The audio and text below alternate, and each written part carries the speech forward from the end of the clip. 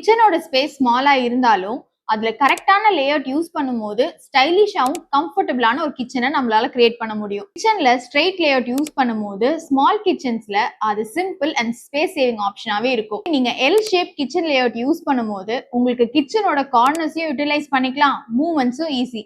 இதுதான் மோஸ்ட் பாப்புலரான சாய்ஸும் கூட. Next parallel kitchen. இதுவே உங்களுக்கு ஸ்டோரேஜ் அதிகமா வேணும்னா இதுதான் ஒரு பெஸ்ட் ஆப்ஷன். பட் ரெண்டு கவுண்டருக்கும் நடுவுல கம்ஃபர்டபுளான ஒரு வாக்கிங் ஸ்பேஸ் இருந்தாதான் இது பிராக்டிக்கலா யூஸ் பண்ண முடியும். ஒன் மோர் இம்பார்ட்டன்ட் டிப், நீங்க அப்பர் கேபினெட்ஸை சீலிங் வரைக்கும் பிளான் பண்ணீங்கன்னா உங்களுக்கு ஸ்டோரேஜும் இன்க்ரீஸ் ஆகும்.